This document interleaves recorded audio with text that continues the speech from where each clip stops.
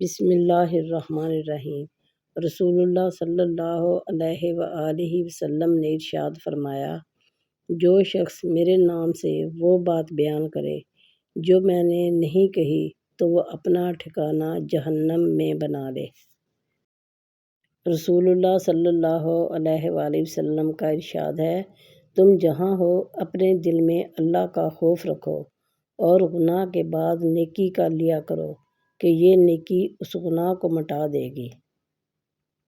رسول اللہ صلی اللہ علیہ وآلہ وسلم کا چہرہ حشاش بشاش تھا۔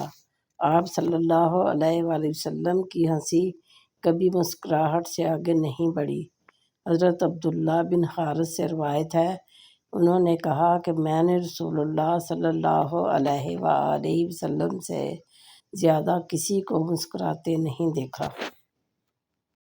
بڑے بھائی کا حق۔ رسول اللہ صلی اللہ علیہ وآلہ وسلم نے فرمایا کہ بڑے بھائی کا حق چھوٹے بھائی پر ویسا ہی ہے جیسا باپ کا حق بیٹے پر۔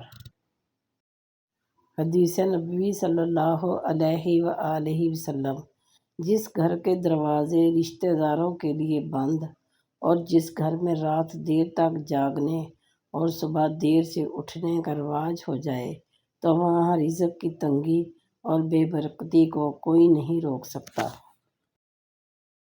نبی کریم صلی اللہ علیہ وآلہ وسلم نے فرمایا، بلا شبہ اللہ تمہارے لیے 3 چیزیں پسند کرتا ہے اور 3 چیزیں ناپسند کرتا ہے۔ وہ تمہارے لیے پسند کرتا ہے کہ تم اس کی عبادت کرو اور اس کے ساتھ کسی کو شریک نہ کرو اور سب مل کر اللہ کی رسی کو مضبوطی سے تھام لو اور فرقوں میں نہ پڑو، اور وہ تمہارے لیے فضول باتوں کو، کثرت سوال اور مال ضائع کرنے کو ناپسند کرتا ہے۔ حدیث مبارکہ، غصہ شیطان کی طرف سے ہے اور شیطان آگ سے پیدا ہوا ہے اور آگ پانی سے بجھائی جاتی ہے، لہٰذا جب کسی کو غصہ آ جائے تو وضو کر لے۔